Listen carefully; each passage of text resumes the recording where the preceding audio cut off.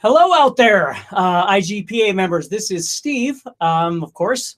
I'm just making sure that everybody can hear me okay and see me okay. So if you can, there we go. That should work just fine. I'll just wait for a response to make sure you can hear me okay. The seeing part is always kind of an issue because it depends on how the internet is feeling that day. Although the software that we're using is actually getting better, but tonight it's feeling a little bit sluggish and I'm not sure what, but as long as you can hear me okay. Hey, AR. Hey, Charles. The foot is getting better. Thank you for asking, Charles. The stitches are out. And hey, Bill. Hey, Jim. Hey, John. Hey, Cliff. The stitches are out. I still have my my hospital socks on because I can't wear anything tight on it, but I can't put any weight on it yet. But I am able to move my foot around now without so much pain, which is kind of nice. Jim says, Steve Steel-Toed Stine. That's right. Hey, guys. So tonight I'm using a little bit different setup than I normally use. I'm actually just running into this blue microphone. It's a omnidirectional microphone, so it picks up my voice and it picks up my guitar. So hopefully it sounds okay.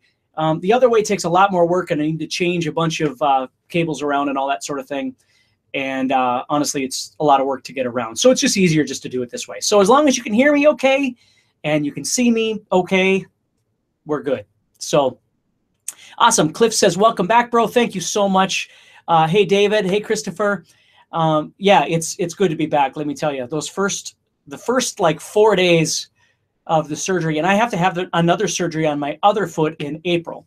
So I'll actually have to have 2 toes done in April on the same foot. So I'm not looking forward to that, but I got to get it done. So the first few days were horrible, and then it just was sore, and now it's tolerable. So hopefully in another month or so, I can be walking around and doing my thing, which I'm looking forward to. But yeah, in April, I got to get the other foot done, and then I'll be out for a little while again. And then hopefully by the summer, I'll actually be walking okay. So awesome. All right. Hopefully everybody here. Hey, June. Hey, John. Hey, Andy. Hopefully everybody has got their guitar handy if you're not already at work or something like that. And if you are, don't worry about it. You can follow along. And I will post this, the replay in the IGPA members page of the Facebook group. And as I said, if for some reason the video tends to lag or lock up a little bit, you can always restart. Yeah, I don't know what the deal is tonight, but it seems off. But I wanted to have this with you, so we're gonna have to do the best we can. So anyway, Cliff says we're musicians, we don't have to dance, Steve. That's right. That's what I always tell my wife, is that's why I became a guitar player, so I didn't have to dance. I could watch other people dance. So anyway, tonight what I'm doing is I'm using my Strat. This is my road-worn Strat, and I'm running through. Right now, I'm using a program called Easy Mix. It's made by TuneTrack, if you've ever heard of that before. TuneTrack makes a product called Easy Drummer that I use a lot. It's a great practice tool. It's a great songwriting tool, but it is a little bit expensive. But they also make a thing called Easy Mix, and basically what they are is one-off sounds. So you pick a sound, and that's the sound that it is. There's not a lot of tweaking ability or anything like that. And it seems to work pretty well. Hey, Ray. Hey, June. June says I reconnected and it solved the problem, which is awesome. I don't know why that happens often, but it does. So cool. Cliff says best vid feed so far for me, which is great. The software that we're using has actually gone through a bunch of upgrades and is doing a much better. And once Matt and myself can test out some things, I think we're going to be able to have an interface that's even better. But we just need a little time to test some things out.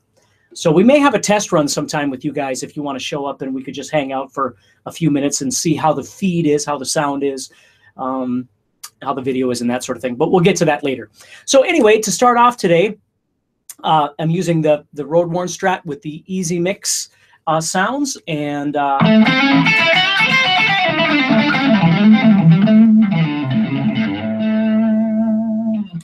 hopefully you can hear that okay. All right.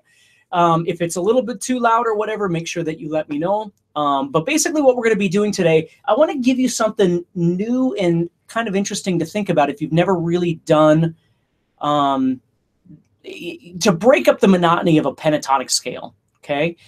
Jack says totally zero here. It says my browser can't display this. You might want to try a different browser, Jack, because everybody else seems to be doing just fine. Everybody else's is working okay. So you can always log off and log back in, but everybody else that's on here right now says that it's working pretty good.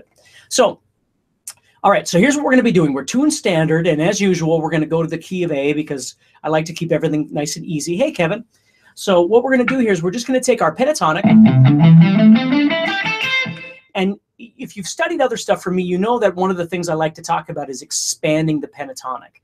And then what you do is you take your licks or you take your patterns that you like to use and you adjust them to whatever this new expanded pentatonic thing will be.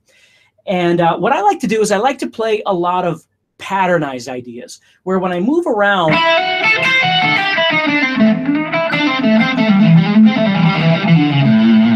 you know, I've got different ways of kind of moving through. And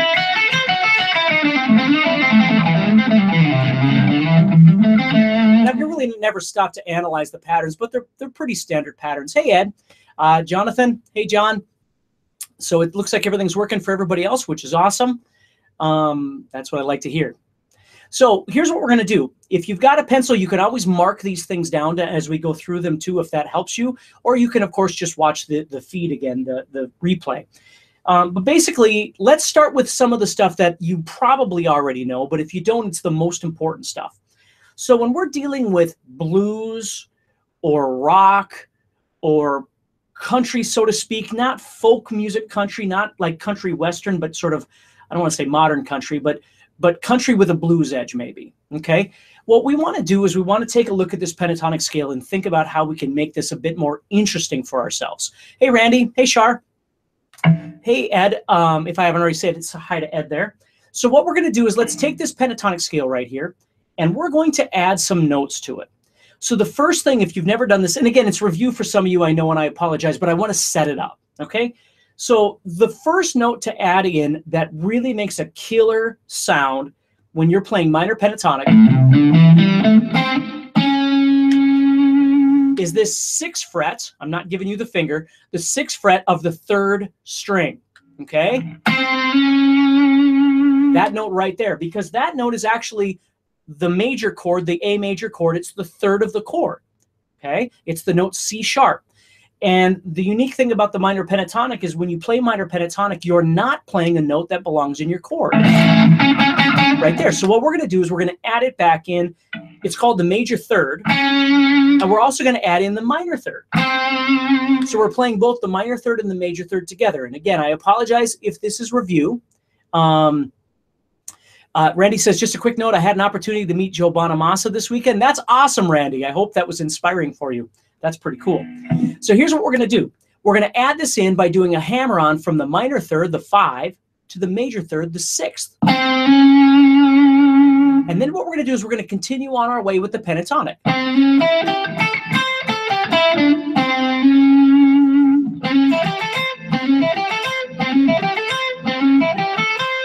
Okay.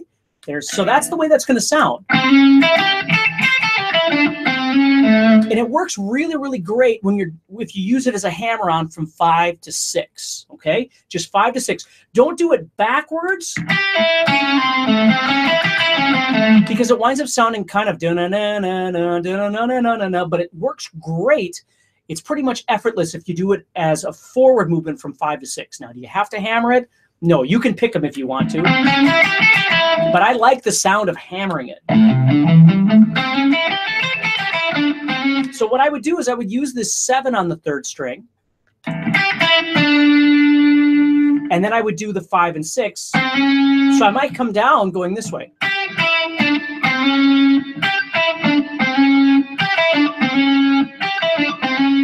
So try that with me. If you've never done this before, I'm going 8, 5 on the second string, and then 7 on the third string. And then I'm going to do that hammer on. And then I can actually go to the A, the root of the chord.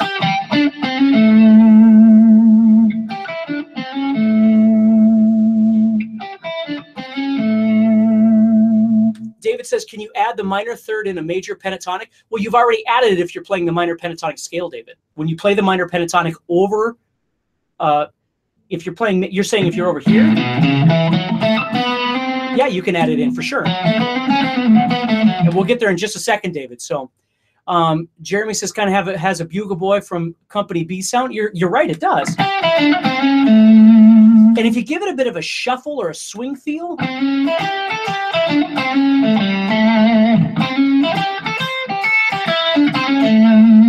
okay, so again, all I'm doing is playing straight minor pentatonic, but I'm adding in this major third as a hammer-on. I can, what I don't, again, we're going to get to this in a second here, but how do I explain this? The most important thing is, you know, we get into these conversations or arguments about notes and what you can and can't do. And the truth is, in a big blanket statement, you can do anything. But unless you do them in an organized manner, they don't necessarily, like, that's like saying, well, you can play any note at any time on the fretboard over anything ever. And that might be true, but that doesn't really help us in the real world. That's just a big blanket statement that doesn't really help us. So the goal with combining notes together is kind of learning how people prior to you have used these things successfully. Not just that it's a note that you can use, but how to use it to make it sound cool. Okay? So what we want to do here is, as we're playing this, you know, I've got this 5 and 6. And my goal is to try and use it as that. So if I add in 5, 6, 7, now all of a sudden it becomes that 7 is pentatonic. There's no doubt about it. And I'm available to play it. But when I play all 3 of those notes in sequence, it loses its kind of bluesy luster, because then it just becomes chromatic. Now we're going to get to that too. But what I want to show you is how when you use certain things in phrases, it just sounds better. Okay? So this, for instance, doing this 5 to 6, yes, we've got this 7 available, but if we play the 7 afterwards, it takes the fun out of this kind of bluesy element. So what we want to do is move from 5 to 6 and then go to 5 on the second string and continue on. See, and that's giving us a little bit of a larger interval. See, so that right there has a really neat sound, adding in that 5 on the second string. Christopher says a slide would sound great. Yeah, you can do this any way you want. But the trick is think of it as moving from 5 to 6, and then we're going to move on to the next string. Now, if we're coming back this direction on the guitar, we can play that 7, but then let's go back and do that 5, 6 again. Now, you don't have to feel obligated to have to go to the A note, the root. You don't have to go to that, because let me play it over an A sound.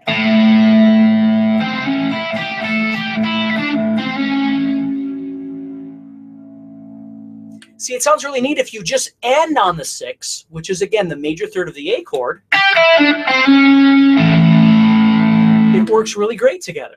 So you don't always have to feel obligated to go back to the root, which in this case is A. You certainly can. But that's just one setup of being able to expand our pentatonic really easily by just adding in one note. Now that note also exists down here. Right here. Sorry, I screwed up the note afterwards, but I'm going 5, and then 3, 4.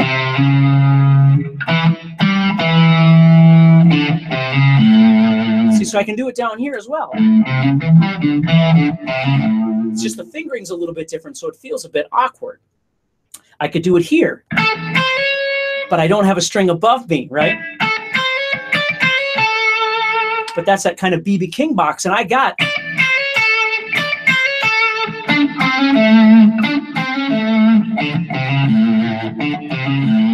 can do it in any of those positions. Or I could move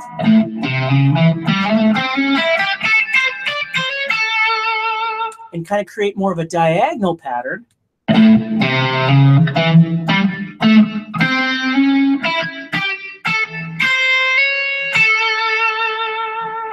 You see?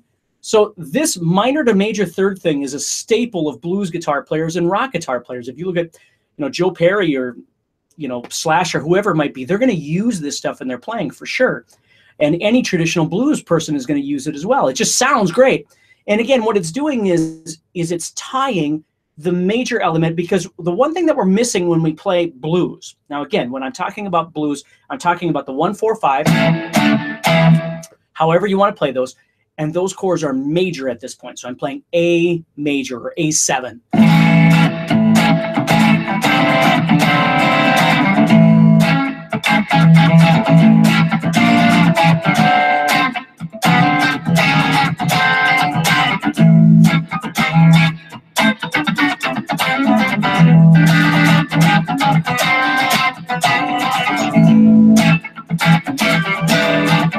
So then we got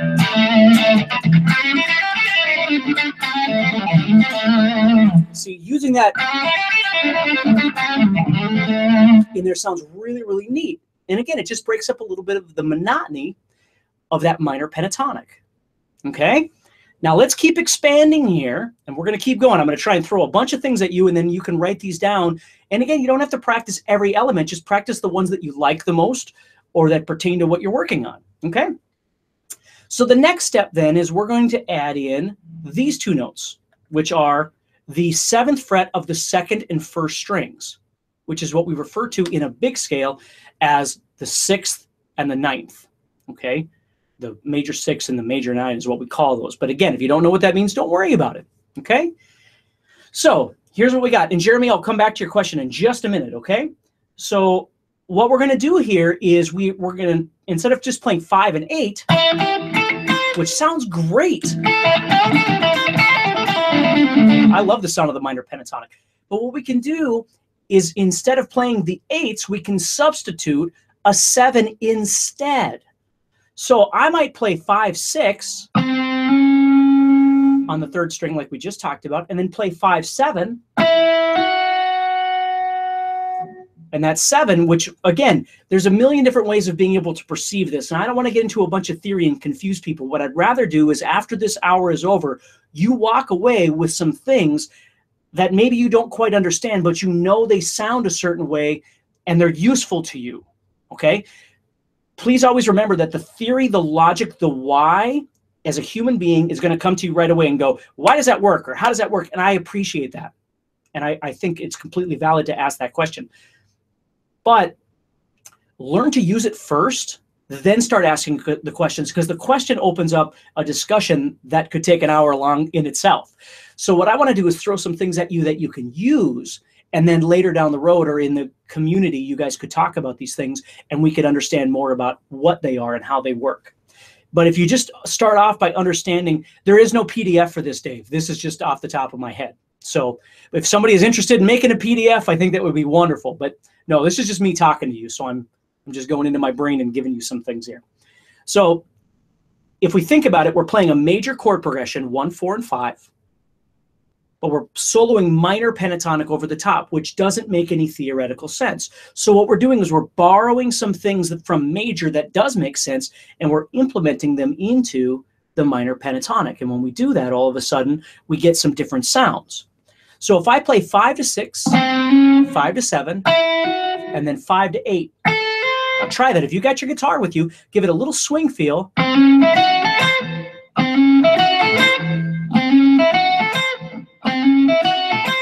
Okay, and you can hear, again, this bluesy element that starts coming through. Okay, now the lick I always like to show people is this. Once you've got that 5 to 6, 5 to 7, 5 to 8, okay, then what we're going to do is we're just going to bounce back. We're going to go back to the 7 on the 2nd string that we just played.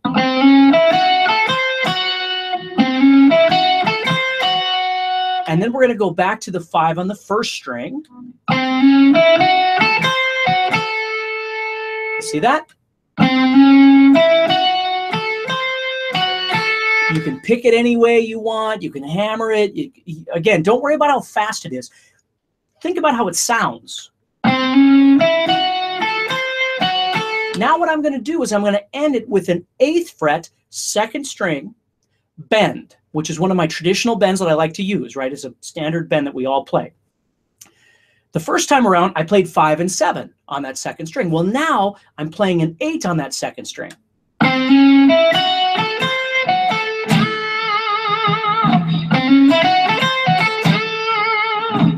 Okay, so here's my point, is on the 2nd string, you have the notes 5 and 7 and 8, but instead of just playing them all together, which again creates a different kind of sound, the kind of the trick to this is, and not that you can't do that, not that you can't do anything, you can do anything you want, but what makes this sound the way it does is that you're playing the 5 and the 7 and the 8, but you're playing them in different places. You're phrasing it differently. Okay, so I might be playing a minor pentatonic thing, and then I come back with this new thing, and it sounds different than what I just did. Okay, now if I was to take all of this and put it together, 5, 6, 7, 5, 7, 8, 5, 7, 8, and play them all together, you'll notice all of a sudden it sounds less bluesy and it sounds more scaly. Now that's going to be the second topic of our conversation when we finish what we're doing right now, okay, is that we can actually use that, okay? It's what I teach people, it's called shaping, and what it is you stop thinking about like whether this scale fits or this scale fits, and you start exploring the shape of something and how that shape sounds, which kind of goes into Jeremy's question. So let me read Jeremy's question quick here. Do you use your ears to determine which notes sound good to land on and which are best used as just passing notes? Is there a theoretical formula? Okay, this is an age-old question. I've seen somebody post this just recently on one of the Facebook groups.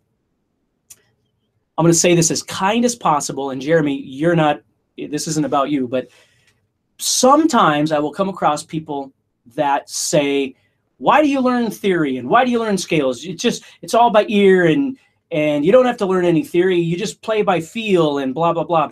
And I thought about that because I get these responses all the time.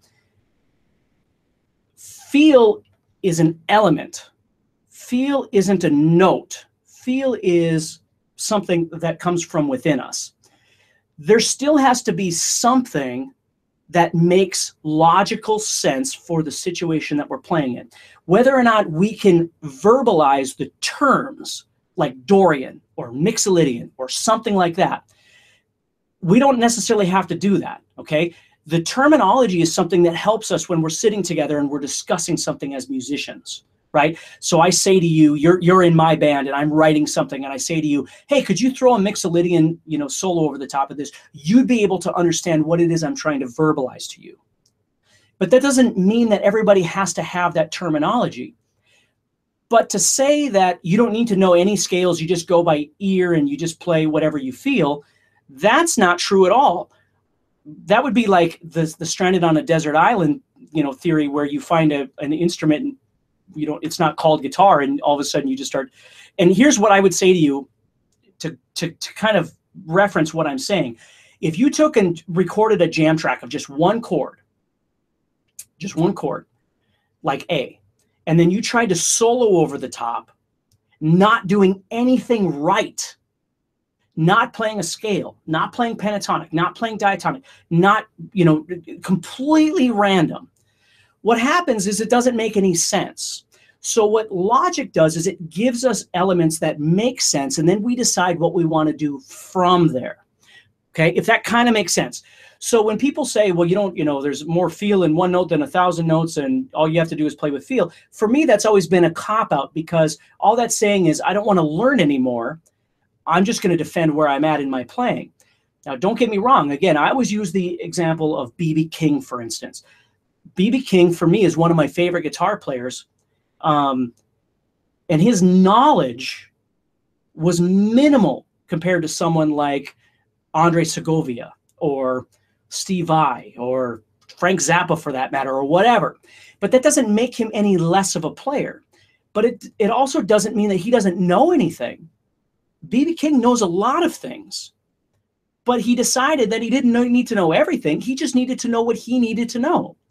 So whether or not he knew all the terms, no. Okay, and this gets back to what Jeremy was just asking. So I can go a little deeper in that so that makes sense to you. Do you use your ears to determine which notes sound good to land on? Yes, but I also already know that there are certain notes that are going to make more sense with the chord that I'm playing over, right? If I'm playing over an A chord, I know that the root, the third, and the fifth, and the seventh, certainly in blues, are going to make more sense to be my emphasis pitches, right? But that doesn't mean I can't do other things. I certainly can. So when we talk about, like, for instance, Jeremy, when you say, and which notes are best used as passing notes are really anything that aren't the root, the third, the fifth, or in this case, in blues, the seventh. Okay, so when I do this, let's say I do this. And I'm really focusing on this 5, 6, and 7 stuff here. Okay, my chord is right here. So this is my best note to emphasize because it's part of the chord. This note, the 5, makes no sense with that A major chord, but because of blues, we can sell that 5 as a cool sound, even though it doesn't make any sense at all. That's the theory of rock and roll in my mind. And the 7 makes more of a sus. It technically creates what we call a sus chord. The 7 would be less important to me of a note that I would try and emphasize, okay? But the most important thing going on here, Jeremy, is that when I first started learning all of this, I wasn't thinking about any of those things. I was just playing, you know, stuff that I'd memorized and, you know, whatever it might be, or something that somebody had showed me or whatever. And I started realizing that there were certain notes like A over A, right? It's an A chord, so you land on A. So you've got a target note, a note that you can go to. And then everything else sort of starts becoming, if we want to call it passing, there are other notes that I'm playing, but I'm always directing myself to this A. Then you might get a third, right? Now you can direct yourself to that third. So all of a sudden, these notes become a little more important. They shine a little bit more, and all the other ones are in the background, okay? Now, they're not necessarily called passing notes, but that's what we're doing, though, Jeremy. So you're absolutely right. Okay, so it's just a process. You know, it's not like in real time I'm grabbing my guitar and I'm playing it upside down like this. And again, I'm not talking about Michelangelo, right? He does this, but he's practiced it a million times. I'm saying I grab it and I retune it because something that completely doesn't make any sense, and then I improvise in front of 1,000 people. I wouldn't do that, right? I've got my setup in my brain that I'm going to go to, and I'm going to step outside there a little bit, which is what I'm trying to show you guys today. But it takes a little bit of time. So hopefully that kind of makes sense to you guys. Okay. Jim says, yeah, what you are saying is so true. I know someone who feels slides, but they sound horrible because they don't slide in and out of a specific note. Yeah, feel is a relative term. Okay. I don't react the same way as my wife does when we're feeling something. We're feeling sad, we're feeling happy. So feel is a wonderful thing that we need to have on the guitar. But in order to truly express some sort of feeling, you've got to have some sort of stability that you can work upon, right? There's got to be something that you see and some common sense between what's happening with the rhythm and what's happening with you to make something that could even be felt in the first place, right? And if you want to think about that, think of it like this. If you played the beginning of this, if you just played the beginning of whatever that is, Sweet Child of Mine, and you played it accurately, no wrong notes, nothing like that, you played it accurately, and then somebody said to you, okay, but play it with feel. What are you going to do differently with it? Right? I mean, you could make faces, but you're playing it. I mean, it is what it is. There's no way of injecting any more feel into it than playing it correctly. Okay? So we got to be careful with the term feel because, you know, feel can mean a million things to a million people. And just because it's like strumming an A chord. you know, nothing else, just an A chord. And then you're supposed to play it with feel. Well, what's feel? Feel is loud and soft, and strum more, strum less strings, strum more strings, you know, and none of that is really feel either. It's all mathematical elements, right? So guys, always remember, everybody on this call, and I'm not preaching to you, I'm just telling you, understand that in order to truly control some sort of element with the guitar, regardless of whether it's B.B. King or Andre Segovia or Steve Vai, it doesn't matter where you are, it's what path you want to take. So it's not who knows more wins, or who can play faster wins, or who can play slower wins, or who can play with more feel wins. It's all different, okay? But the most important element with all of this is that whatever it is that you're doing, you're able to make music with it. And from that, you can develop an element of feel from there. So my point with this is that it's giving you new colors. When you take a pentatonic and you expand it, you're getting new colors, okay? This, you could call it feel, you could call it whatever you want, but the truth is I'm playing a scale and I'm adding notes to it, okay? And you might feel something from what I'm doing that I don't feel because I've done it 75 billion times in my life, right? So it can be different to people. So here's what we're gonna do now. Just to make sure that we've got ample time to get to any other questions that we might have. What we're gonna do now, we've got this thing.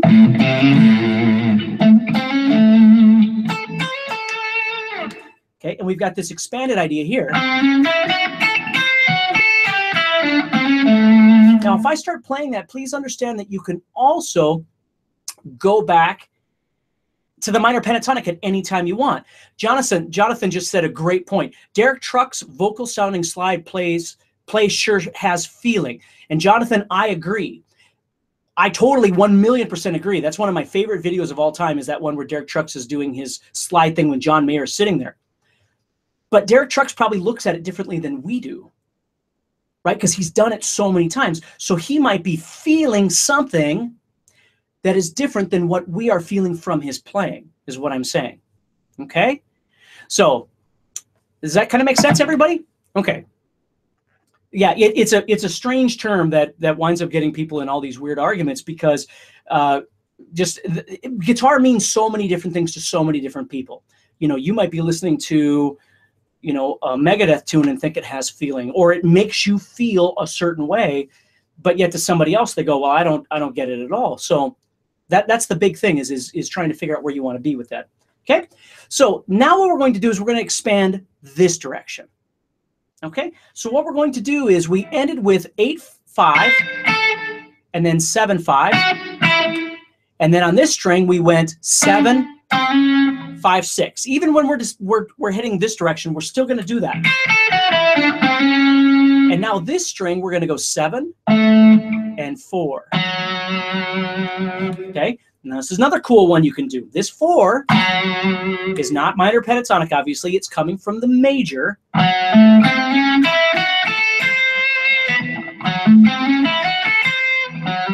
So there you've got your 4-7, 5-6, 5-7, and then 5-8. Okay. Now again, you don't have to play it that way all the time, but it's a nice little introduction to getting a different kind of sound when you're soloing.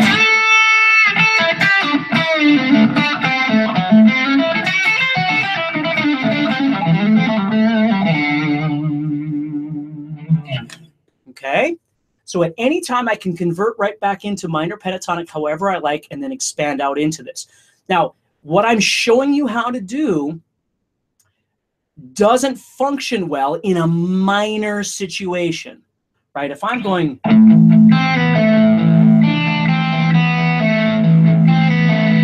and I want something that's really moody and kind of dark like that, this isn't going to sound very good over the top. So every situation is different, okay? It's really important to understand that.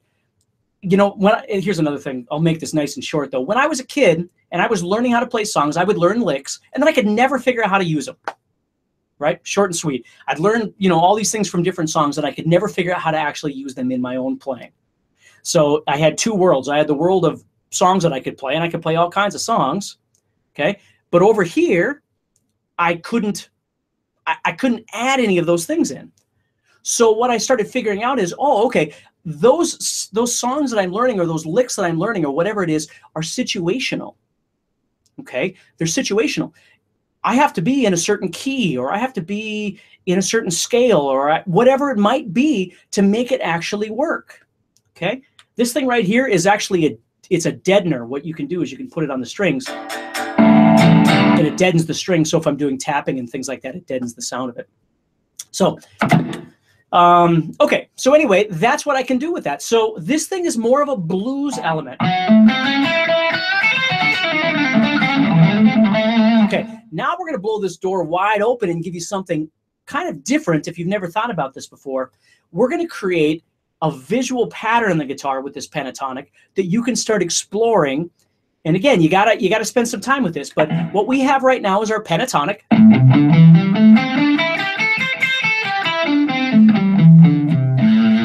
Well, let's do this now. Let's take this and expand it by playing this. We're gonna play 5/8 on the 6th string, but the next string we're gonna play 5, 6, 7, and the next string we're gonna play 5, 6, 7, and the next string we're gonna play 5, 7, 8, and 5, 7, 8, and 5, 7, 8.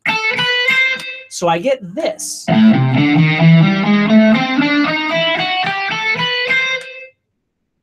Okay, so think about that for a second.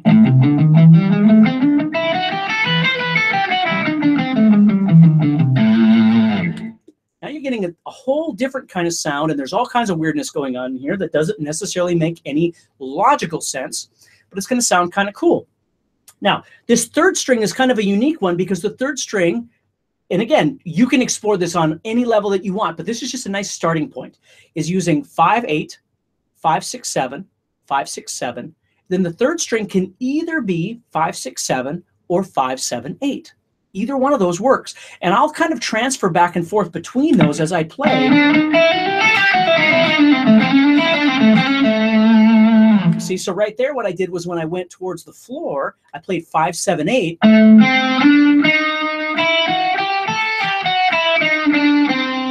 then I came back down to the 7. And then I went back up and played 5, 6, 7 instead.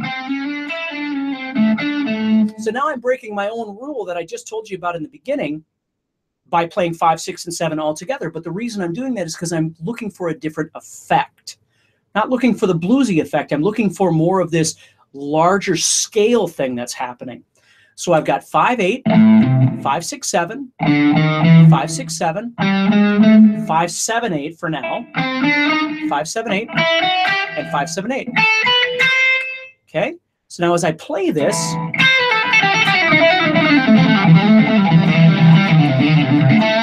I can combine my patternized ideas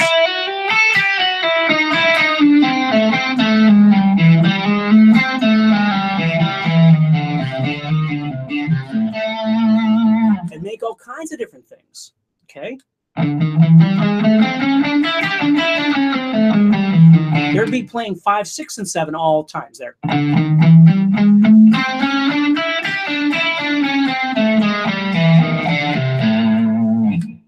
See? So you can get some really, Jonathan says a nice or a little chromatic touch, and you're absolutely right. Okay? So again, you can play it all as a scale that simply moves up and down, but you can also, Randall says, are you playing in the key of A? Yes, I am. So I'm playing 5/8, 5, 6, 7, 5, 6, 7, 5, 6, 7, or 5, 7, 8. And then the top 2 strings would be 5, 7, 8. Okay? Ken says, would you call that modal? No, not really, because it doesn't fit into any one mode either. You can try and force it into a mode, but that doesn't mean that it's going to fit. Dave says, Malmsteen blues? Kind of. I mean, again, it's just a common element that a lot of players will use to make things sound a little more unique. And again, if you know, giving it kind of a title makes sense to you in your head, that's perfectly fine. Okay, Brett says, what about the 4th fret on the D string? Okay, Brett, well, let's expand it again. Okay, another thing that you can do to expand this, and again, it all depends on how you're going to use this, but you could play 4, 5, 7 on the 5th string, 4, 5, 7 on the 4th string, and 4, 5, 7 on the 3rd string.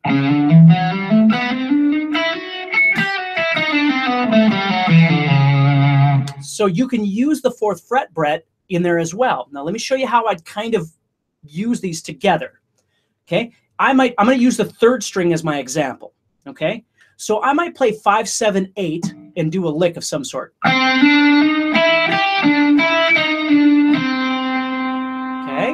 then I'm going to go to the 5, 6, 7 idea.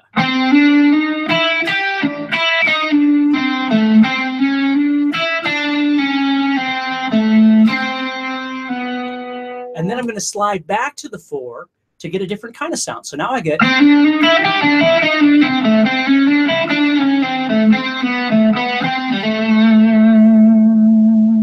Now all 3 of those things are going to sound a little bit different from each other. Okay, when I add that 4 in, you'll probably notice it sounds kind of minor, a little more traditional minor. Okay, so it all depends on what I want it to sound like. Now, if I'm playing faster, you might not notice all of that. You'll notice kind of the fluidity of the movement, but you won't really notice all of the isms of the sound. And that's for me as a guitar player to decide. Do I want to do it slower so you're noticing all those things, or do I want to do it faster for the effect of that kind of sound? You see, we're all different. So it works either way, but you've got to explore it a little bit. Okay? So this 4, 5, 7, if you were just to do those 4, 5, 7s, they sound they don't sound bluesy at all, obviously. They sound a little more, modal, if we want to call it that. But what I like to do with them is I like to use those 4s to slide back into them. So I might do right here, what I'm doing is on the 4th string, I'm doing 4, 5, 7. And then when I go backwards, I'm skipping the 5 in the middle so it doesn't get chromatic, and I'm going to the 4 instead.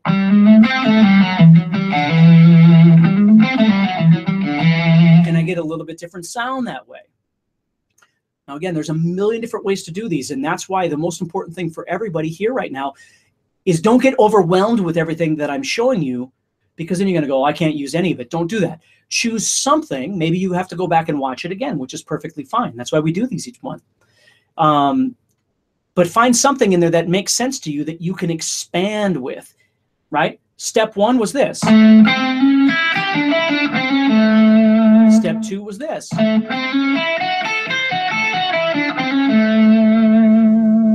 Right? Step 3, we started adding in some of these notes.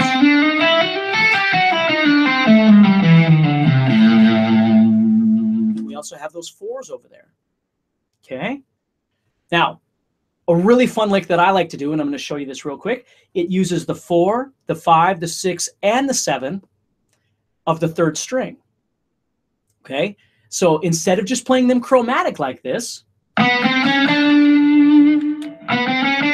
then whatever I'm going to do, instead of doing that, what I do is I play, I have all 4 fingers here, so I have 4, 5, 6, 7, and what I do is I play my pinky, and I pull off to my 1st finger, and then I slide up to the 5, and then I do a hammer-on to the 6.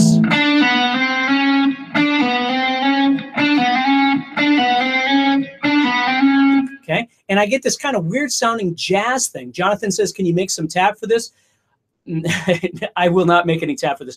I got a million other things I got to be doing. But again, what you can do, Jonathan, is watch this and find the parts that you really like, or maybe somebody in the group would be willing to sit down and write out some of these little tab pieces for the IGPA members.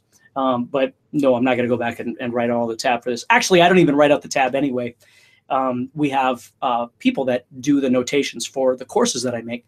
That way I can focus on creating courses and somebody else focuses on writing down all the stuff I talk about. So, okay, so I'm going like this. Now get that, if I give it a swing, and see I'm ending with that 5, 6 like I did before, right? And then I go to the next string.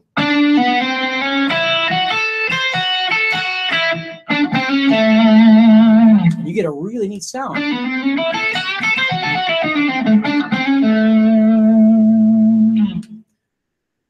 So the most important thing so far with all of these conversations or all these things we've been looking at is that it's not about the notes. It's about the combinations of those notes and how you use them. Okay. That's why, getting like an encyclopedia of scales is great, but you got to figure out how to use them effectively in your playing.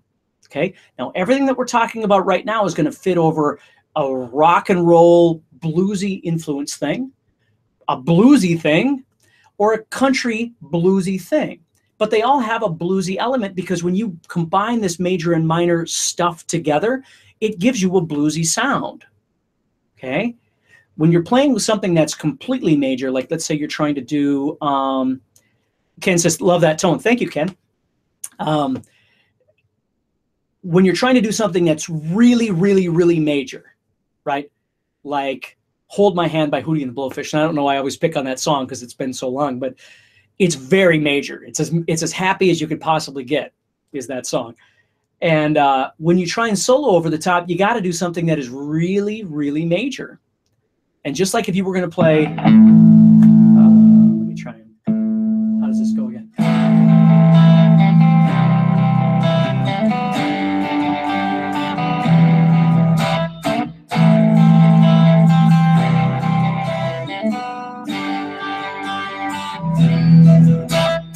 haven't played that in a while. It's a Metallica tune called Fade to Black. Okay?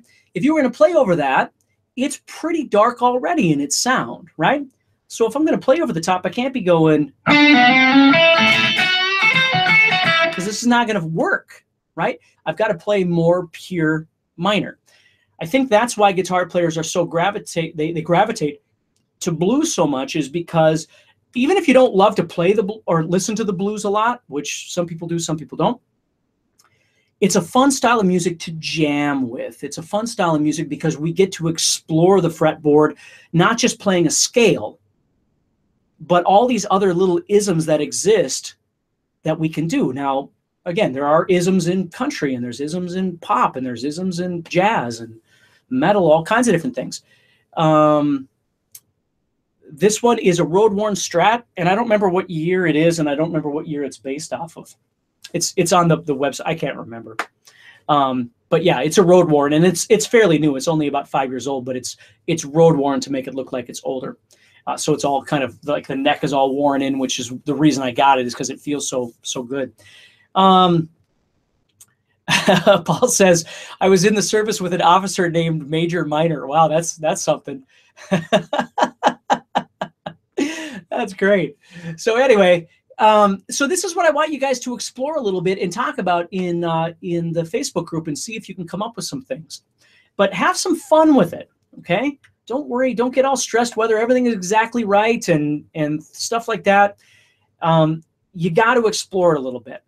And again, the same thing I tell everybody all the time, every time I talk to people, is the number one thing is that you've got to learn to gain some element of confidence. That doesn't mean explosive ego. That means confidence. When you grab your guitar and you're going to play something, whatever it is that you play comes out, and people listen to it and go, yeah, that sounds like music. That sounds like music, right? That's what you want. And so the cool thing about all of this is when you're soloing, you're looking for some different and unique sounds. If you're playing over something that's more pure in nature, then you don't have as many opportunities to step outside the lines. And again, that's a generalization. It doesn't mean you can't. Of course you can. Of course you can. But you're not going to be adding in, major elements over a pure minor song, because it's going to sound a little strange. So let's see here. Franklin says, how's the toe? I talked about it a little bit at the beginning, but the toe is good. I still can't put any weight on it, but it is healing. And so that's good. I can't wait to finally be off crutches and start moving around on my own. So out of everything that we talked about so far with this, can you all let me know if you found something in this conversation that you're thinking you're going to be able to go back and explore? Give me a yes. And then once we get past our yeses, then I'll look for some questions that I might be able to answer for a little bit. If you found something in there that might be able to work for you, okay? It's really important, okay? You got to explore these things a little bit and see what you can come up with. But remember, the jam track that you're playing over really defines what you're going to be doing as a guitar player when you're soloing over the top or creating a melody or whatever it might be. Okay, so if you're going to play over this,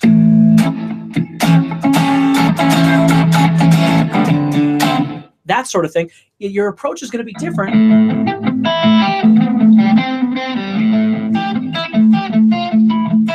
than something like that. It's going to sound a little bit different, and that's the way it should be. Okay, awesome. Scott says, I've been playing acoustic along with it. That's perfect. Acoustic works just great. Absolutely. Okay, the most important thing is that you never sidestep an opportunity for something that can benefit you as a player because you're set in your ways. Okay, it's really important to think about that. I'm not telling you have to be this player or that. I don't care what kind of player you are as long as you're happy. That's what I'm looking for. But the most important thing is understanding that there's always an opportunity to grow and to learn from something new. And even for players, you know, like me, which some of you have been playing for as long as I have as well, that doesn't mean anything. It doesn't mean how long I've been playing doesn't change anything about the way I feel about guitar playing. I'm always looking for something new to utilize. And it doesn't have to be from Steve Vai. It could be from one of you, right? I watch videos all the time, and I'm always looking for something new that I can go, hey, that was a really neat idea. And it doesn't have to be this life-changing element. It could be just something small where you go, wow, I never really thought about that before. And all of a sudden, you got something new that you can use in your playing and do something kind of cool with. So, all right, awesome. Well, it sounds like everybody's got some new things to work on, and I'll be posting this again in the Facebook group as soon as this is over, and then you can watch it again. And again, if you want to post some of your playing of it and different things like that, please do. Have fun and keep going. So let's look at if there's any questions about some of these things that we discussed tonight. And let's keep it to our discussion tonight simply because some of the questions can take more than 10 minutes that I have. I can hear my 8-year-old out there knocking on the door waiting for me to come out there. So anyway, if you've got some questions about what we discussed tonight, please ask, and let me see if I can help you a little bit. I'll give you a minute for my feed to catch you here, my video feed.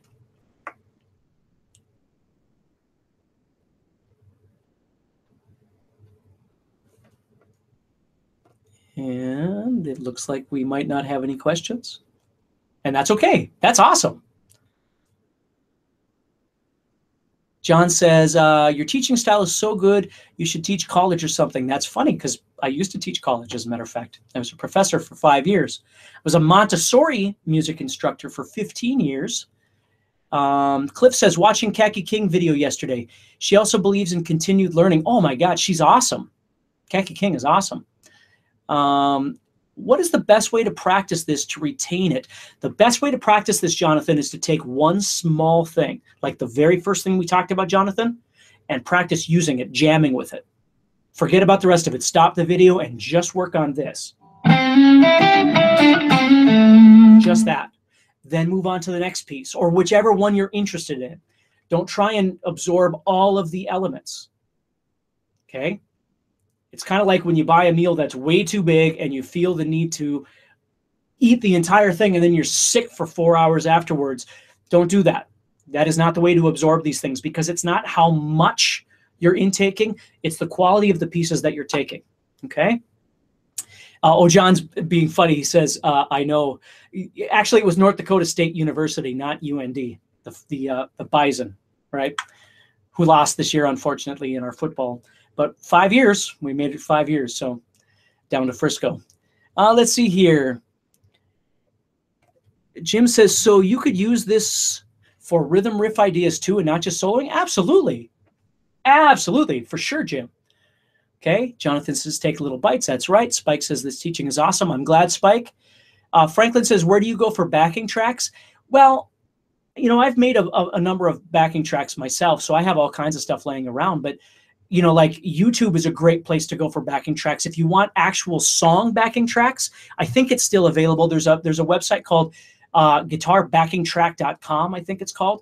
And they have actual backing tracks to actual songs, unless they've been shut down. But that was a great place to go to just get some like Back in Black or, you know, Highway to Hell or Sweet Home Alabama or whatever, something that you're familiar with, and then try out your own stuff. Steve, what is the Facebook page address? Ooh. Hold on. Ooh. Give me a second here.